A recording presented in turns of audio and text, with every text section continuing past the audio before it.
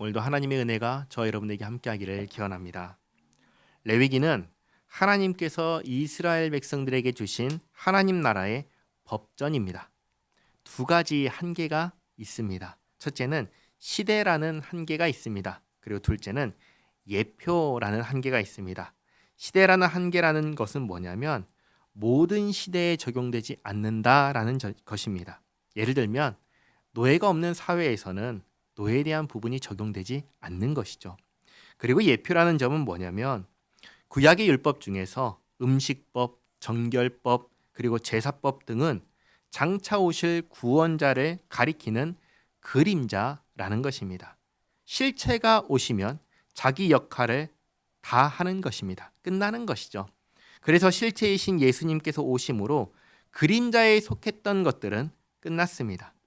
그러면 레위기는 이런 한계를 가졌는데 읽을 필요가 있을까요? 읽을 필요가 있지요. 그러니까 우리가 예배 시간에 읽습니다. 그러면 그 필요는 뭐냐? 이런 한계를 가진 것을 포함해서 하나님께서 하나님의 백성들에게 요구하시는, 그래서 실체이신 예수님께서 오셔도 여전히 동일하게 요구하시는 도덕법에 속한 것들을 우리에게 가르쳐 주시기 때문입니다. 그 모든 것은 한마디로 말하면 우리 하나님은 거룩하시니 우리도 거룩해야 된다라는 것입니다. 이것을 레위기를 통해서 우리에게 가르쳐 주시는 것입니다. 이것을 항상 기억하시기 바랍니다. 레위기 21장은 제사장들에게 하시는 말씀입니다. 1절 말씀에 여호와께서 모세에게 이르시되 아론의 자손 제사장들에게 말하여 이르라. 그의 백성 중에서 죽은 자를 만짐으로 말미암아 스스로를 더럽히지 말려니와. 제사장은 죽은 자를 만져서는 안 됩니다. 모든 부정의 끝은 뭐냐면 죽음입니다. 하나님을 섬기는 제사장은 거룩해야 합니다. 부정해져서는 안 됩니다. 그렇기에 죽음과 부정의 극치인 죽음과 접촉하지 못하게 막으십니다. 그런데 만약에 내 가족, 내 부모님, 형제, 그리고 자녀가 죽은 경우에는 어떻게 해야 할까요? 그때에도 만지지 말아야 될까요? 그렇지 않은 것이죠. 하나님께서 직계 가족의 경우에는 죽은 자라도 만질 수 있도록 허락하십니다. 그게 2절 말씀이죠. 그의 살부치인 그의 어머니나 그의 아버지나 그의 아들이나 그의 딸이나 그의 형제나 출가하지 아니한 처녀인 그의 자매로 말미암아서는 몸을 더럽힐 수 있느니라. 그리고 죽은 자 때문에 4절 제사장은 그의 백성의 어른인즉 자신을 더럽혀 속되게 하지 말지니라. 제사장들은 머리털을 깎아 대머리 같게 하지 말며 자기의 수염 양쪽을 깎지 말며 살을 베지 말고. 이전에 앞에서 여러 번 말씀드렸습니다. 머리를 깎아 대머리 같게 하는 것, 자기 수염의 양쪽을 깎는 것, 그리고 살을 베는 것, 또 몸에다가 뭔가를 새기는 문신을 하는 것, 이런 것들은 다 죽은 자를 애도하던 그 당시의 문화였습니다. 하나님께서는 이런 것 하지 말라고 여러 번 말씀하셨습니다. 또 말씀드립니다. 죽은 자는 다 어떻게 됩니까? 육신은 어떻게 되지요? 흙이 되어 사라집니다. 그러나 영혼은 어떻게 되죠? 둘 중에 하나로 갑니다. 하나님의 백성은 그 영혼이 즉시 거룩하게 변화되어 하늘에서 하나님과 함께 있습니다. 그러나 사탄의 백성은 그 영혼이 즉시 어디로 가죠? 지옥으로 던져집니다. 그러니 이 땅에서 죽은 자를 위해서 하는 모든 행동은 아무 의미가 없는 것입니다. 지옥에 간 영혼을 위해서 우리가 할 수 있는 것 아무것도 없습니다. 하늘에 간 영혼을 위해서 우리가 할 수 있는 것 없지요. 우리보다 훨씬 더 좋은 상태에 있을 건데 그들을 위해서 우리가 무엇을 할 수 있겠습니까? 아무것도 할 수 없습니다. 그러므로 이것이 중요합니다. 살아있을 때 잘해야 됩니다. 잊지 마시기 바랍니다. 우리는 어떤 사람들이냐? 살아있을 때 잘하는 사람이어야 합니다. 죽은 다음에는 소용이 없습니다. 나중에 그때 이렇게 할 걸 하고 후회해도 소용이 없습니다. 제가 아는 목사님은 후회하지 않기 위해서 최선을 다하십니다. 이런 질문을 한번 하겠습니다. 시험이 있습니다. 시험. 내가 열심히 노력해도 50점을 맞아요. 근데 대충 해도 50점을 맞아요. 그러면 어떻게 하시겠습니까? 아마 대부분의 사람들은 열심히 해도 50점이고 대충 해도 50점이니까 나는 대충 하겠어 라고 할 겁니다. 근데 그 목사님은 이렇게 말합니다. 나는 50점을 맞더라도 나는 최선을 다하겠다. 근데 우리 사실은 실제로 어떻게 될 줄 모르죠. 그러나 최선을 다한 뒤에는 후회가 없냐? 아니요. 후회가 있죠. 그러나 후회가 적습니다. 난 할 수 있는 걸 다 했어. 그게 있지요.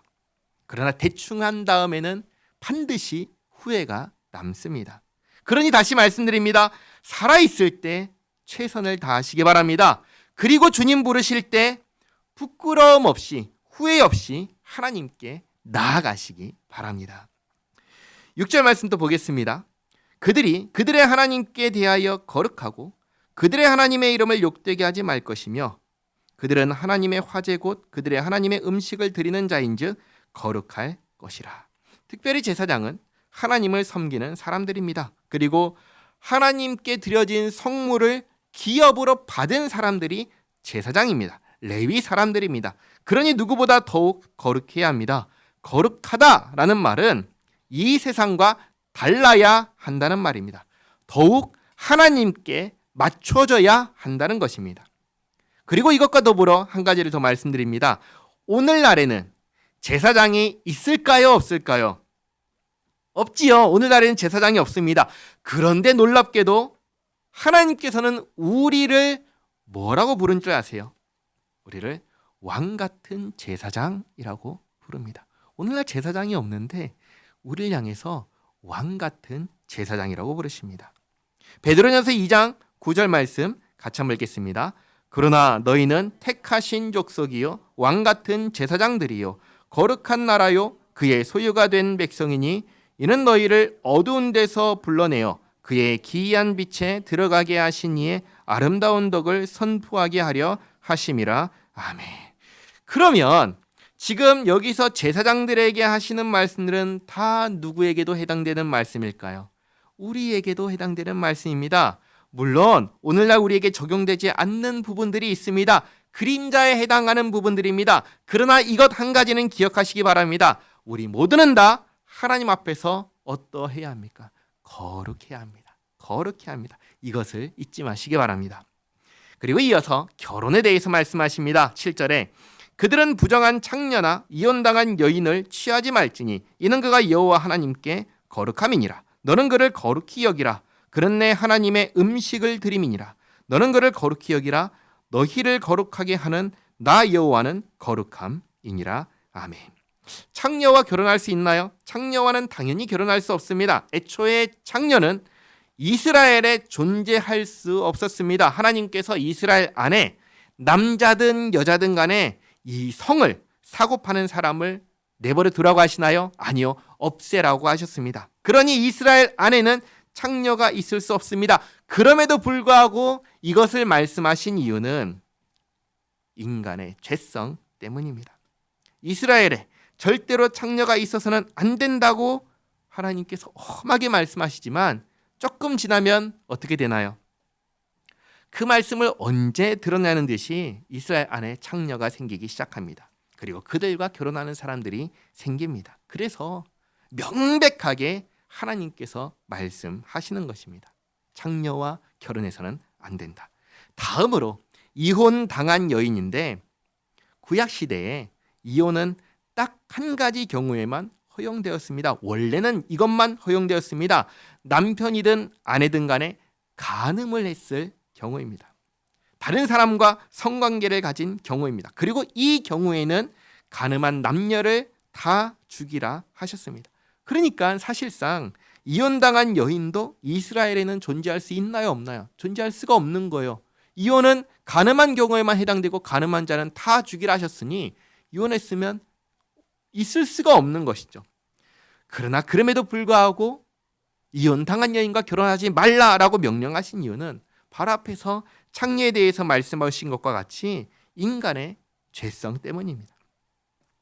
구약시대든 신약시대든 어느 시대를 막론하고 하나님께서는 성에 대해서 아주 분명하게 말씀하십니다. 성적인 관계는 오직 부부만 누릴 수 있다. 부부가 아닌 관계에서는 허락하지 않으셨습니다. 만약 부부가 아닌데 이런 관계를 가졌다면 어떻게 하라고 하시냐면 반드시 결혼하게 하셨습니다. 그리고 만약에 성적인 범죄를 저지른 경우라면 반드시 사형에 처하게 하였습니다. 간음을 행한 경우에도 사형을 받게 하셨습니다. 오늘날의 세상은 성에 대해서 너무나 자유롭고 관대하고 서로 합의하고 동의만 하면 아무 문제가 없다고 얼마든지 해도 된다는 식으로 생각은 말하고 있고 보여주고 있습니다. 그러나 성경은 전혀 그렇게 말씀하지 않는다는 것을 우리는 분명하게 기억해야 할 것입니다. 다음 구절에 어떤 제사장의 딸이든지 행음하여 자신을 속되게 하면 그의 아버지를 속되게 하미니 그를 불사를 지니라. 딸이 간음하면 죽이라고 하시죠. 성 문제에 대해서 얼마나 철저한지 알 수 있습니다. 10절 자기의 형제 중 관유로 부음을 받고 위임되어 그 예복을 입은 대제사장은 그의 머리를 풀지 말며 그의 옷을 찢지 말며 어떤 시체이든지 가까이 하지 말지니 그의 부모로 말미암아서도 더러워지게 하지 말며 그 성소에 나오지 말며 그의 하나님의 성소를 속되게 하지 말라. 이는 하나님께서 성별하신 관유가 그 위에 있음이니라. 나는 여호와이니라. 아멘.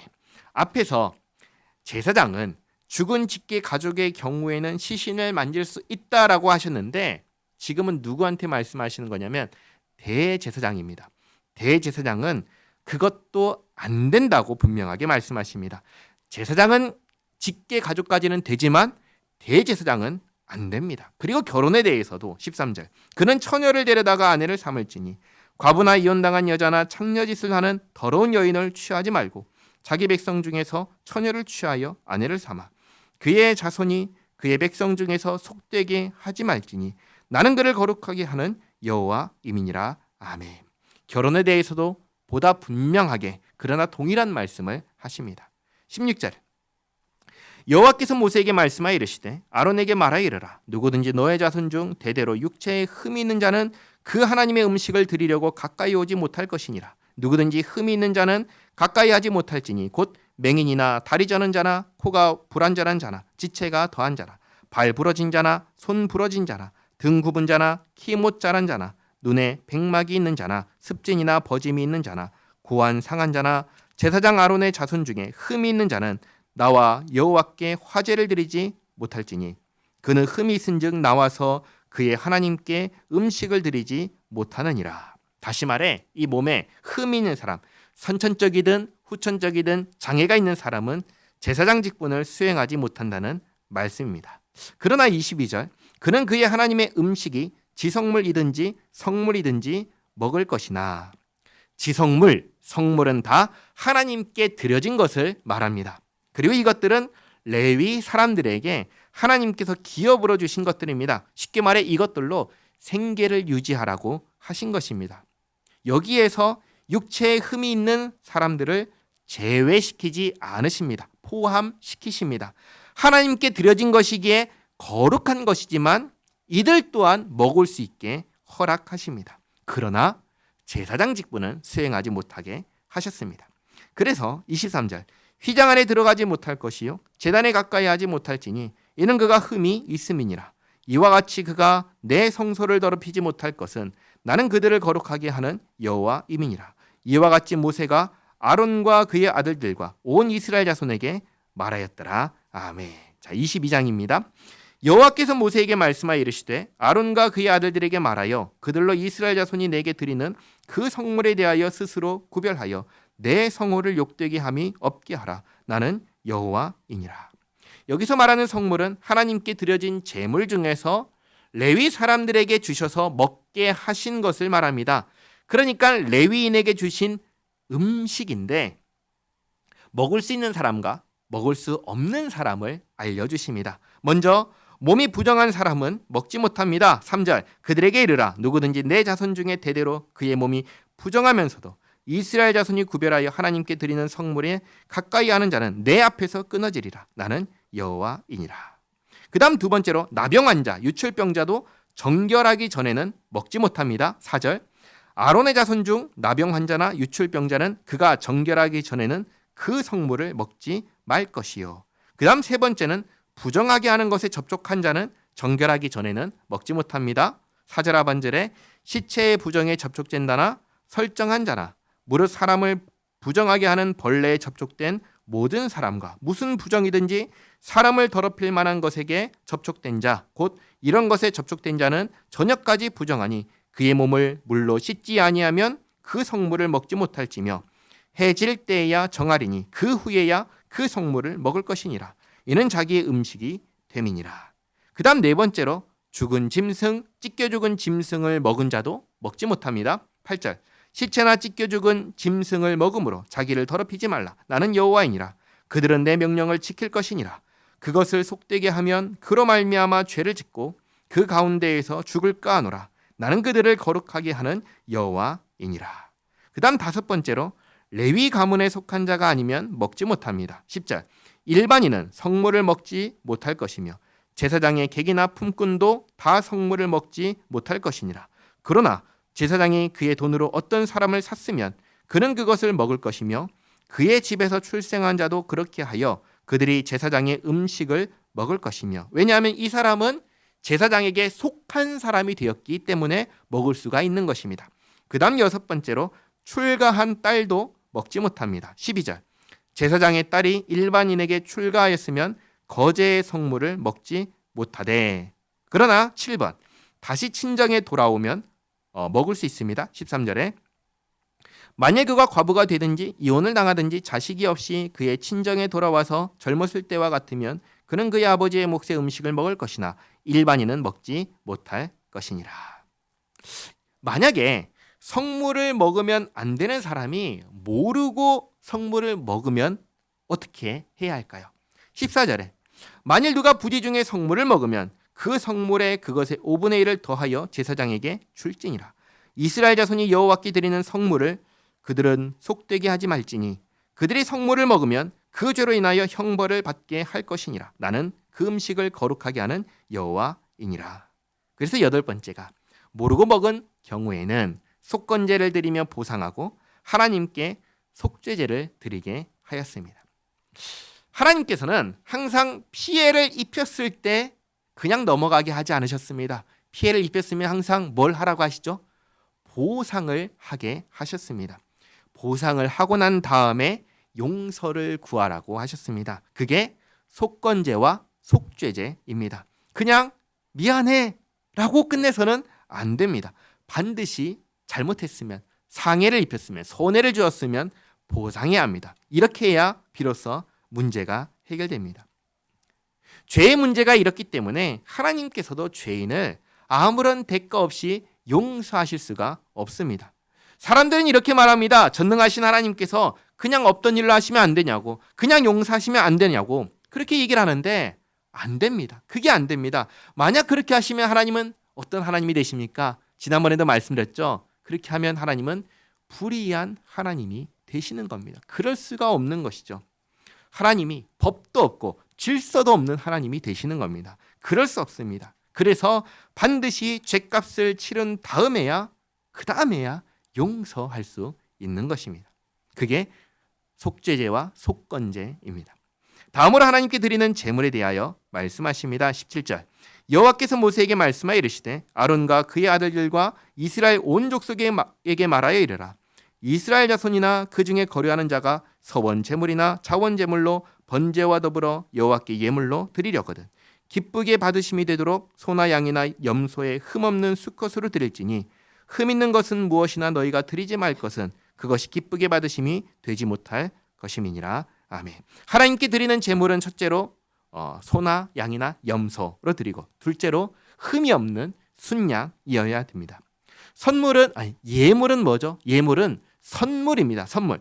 사람에게 선물을 줄 때에도 신경 쓰나요? 아니면 대충 하나요? 신경을 쓰지요. 하물며 하나님께 선물을 드린다면 어떻게 해야 될까요? 더욱 신경 써야 할 겁니다.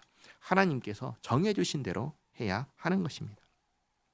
다음으로 화목제물에 대한 것입니다. 21절 만일 누구든지 서원한 것을 갚으려 하든지 자의로 예물을 드리려 하여 소나 양으로 화목제물을 여호와께 드리는 자는 기쁘게 받으심이 되도록 아무 흠이 없는 온전한 것으로 할지니 화목제물의 경우에는 수컷뿐만 아니라 암컷도 드릴 수가 있습니다. 단 22절 너희는 눈먼 것이나 상한 것이나 지체에 배임을 당한 것이나 종기 있는 것이나 습진 있는 것이나 피로 먹은 것을 여호와께 드리지 말며 이런 것들은 제단 위에 화제물로 여호와께 드리지 말라. 이렇게 사람에게도 선물로 줄 수 없는 것은 하나님께도 드려서는 안 된다 말씀하십니다. 그러나 단 23절 소나 양의 지체가 더하거나 덜하거나 한 것은 너희가 자원제물로는 쓰려니와 서원제물로 드리면 기쁘게 받으심이 되지 못하리라. 하나님께 내가 드리고 싶은 마음이 충만해져서 드려지는 자원제물은 다소간의 흠이 있어도 괜찮다 하십니다. 그러나 서원제물은 그렇게 해서는 안 된다 하십니다. 또 그러면 사람들이 어느 정도 흠이 있어도 된다고 하면 그러면 또 사람의 이 죄성이 발동해서 흠이 어느 정도의 흠이 있는 것을 하나님께 드릴지 모르니까 하나님께서 이렇게 제안을 하십니다. 24절 너희는 고환이 상하였거나 치였거나 터졌거나 배임을 당한 것은 여호와께 드리지 말며 너희의 땅에서는 이런 일을 행하지도 말지며. 그러니까 수컷의 경우에 성기에 어떤 상처나 혹은 절제를 하거나 이런 짓들을 하지도 말고 그것을 제물로도 드리지 말라고 하십니다. 그리고 25절 너희는 외국인에게도 이런 것을 받아 너희의 하나님의 음식으로 드리지 말라. 이는 결점이 있고 흠이 있는 것인즉 너희를 위하여 기쁘게 받으심이 되지 못할 것임이니라. 외국인이 드리는 예물은 안 된다는 게 아니라 하나님께서 말씀하신 그러한 결점이 있고 흠이 있는 것은 누가 되었든지 간에 하나님께 예물로 드려서는 안 된다는 말씀입니다. 26절 여호와께서 모세에게 말씀하여 이르시되 수소나 양이나 염소가 나거든 이래 동안 그것의 어미와 같이 있게 하라. 여덟째 날 이후로는 여호와께 화제로 예물을 드리면 기쁘게 받으심이 되리라. 암소나 암양을 막론하고 어미와 새끼를 같은 날에 잡지 말지니라. 태어난 지 8일이 지난 후에 예물로 드릴 수 있다고 하는 말씀입니다. 그리고 어미와 새끼를 같은 날에 잡지 말라고 하십니다. 이 두 가지는 모두 다 잔인해지지 말라고, 우리의 인간성을 잃지 말라고, 최소한의 도리를 가축에게도 베풀라고 말씀하시는 것입니다. 29절 너희가 여호와께 감사제물을 드리려거든 너희가 기쁘게 받으심이 되도록 드릴지며 그 제물은 그날에 먹고 이튿날까지 두지 말라. 나는 여호와이니라. 화목제 중에서 감사제로 드리는 경우에는 반드시 그날에 다 먹게 하셨습니다. 31절 너희는 내 계명을 지키며 행하라. 나는 여호와이니라. 너희는 내 성호를 속되게 하지 말라. 나는 이스라엘 중에서 거룩하게 함을 받을 것이니라. 나는 너희를 거룩하게 하는 여호와요 너희의 하나님이 되려고 너희를 애굽 땅에서 인도하여 낸 자니 나는 여호와이니라. 아멘. 하나님께서 계속해서 명령하시고 나를 누구라고 말씀하시죠. 나는 거룩한 여호와다. 내가 거룩하니 너희도 거룩하라. 말씀하시고 나의 거룩함을 말씀하시고 너희도 거룩하라고 계속해서 이 말씀을 하십니다. 우리는 어떻게 하면 거룩할 수 있습니까? 하나님의 말씀을 지킬 때 거룩할 수 있습니다. 그리고 하나님의 말씀을 거스르는 세상 문화를 따르지 않을 때 우리는 거룩할 수 있습니다. 무조건 세상 문화를 따르지 말라 그 말씀을 드리는 게 아닙니다. 세상 문화가 하나님의 말씀을 대적할 때 그때 따르지 말라는 것입니다. 세상 문화가 만약에 하나님 말씀을 잘 따라갈 때 당연히 우리도 세상 문화와 함께 갈 수 있습니다. 여기에 우리가 해야 할 부분, 우리가 노력해야 할 부분이 있습니다. 뭐냐? 세상 문화가 하나님을 따르는 문화가 되도록 우리가 노력해야 됩니다. 이를 위해서 우리가 세 가지를 해야 하는데 첫 번째는 뭐냐면 가장 가깝게는 우리의 일상이 하나님께서 금지하신 일을 하지 않고 하라고 하신 일을 하는 것입니다. 어디서냐? 부부간의 관계에서 남편은 아내를 목숨을 다해서 사랑하고 아내는 남편에게 복종하는 것입니다. 이게 하나님께서 하라고 하신 것이죠. 부모와 자식 간의 관계에서 부모는 자녀를 노엽게 하지 말고 또 자녀는 부모를 공경하는 것입니다. 그리고 이웃과의 관계에서는 죄를 범하지 않고 이웃을 돕는 것입니다. 이게 가장 가깝게 우리의 일상 속에서 우리가 해야 하는 모습입니다. 그리고 조금 더 나아가서 조금 멀게는 우리나라의 정치에 관심을 가지고 참여하는 것입니다. 우리나라가 하나님께서 금지하신 일을 할 때에는 하면 안 된다고 우리가 할 수 있는 게 뭐예요? 청원하는 것입니다. 한 가지만 예를 들겠습니다. 옛날에 일어난 일입니다. 간통법 폐지할 때 이미 지난 일이니까 말씀드립니다. 나라에서 이것을 추진할 때 우리는 이렇게 하면 안 된다고 얘기를 해야 했습니다. 나라가 이렇게 잘못된 정책을 추진할 때 우리는 그러면 안 된다고 해야 됩니다. 이렇게 하기 위해서는 우리나라가 어떻게 돌아가고 있는지를 관심을 갖고 지켜봐야 됩니다. 그리고 기도해야 합니다. 나라와 국가와 정치 위정자들을 위해서 기도해야 합니다. 그리고 세 번째로 무엇보다 우리 후손들이 하나님을 따르는 사람들이 되도록 양육하는 것입니다. 정말 하나님을 잘 섬기는 후손들로 자라서 사회의 중요한 자리에 서게 되면은 그러면 그 자녀들을 통해서 이 세상 문화를 또 바꿀 수가 있는 것이죠. 이를 위해서 우리가 거룩하기 위해 힘쓰고 우리 자녀, 우리 후손들을 거룩한 하나님의 사람으로 자라도록 양육하는 데 힘쓰는 우리 모두가 되시기를 바랍니다. 기도하겠습니다.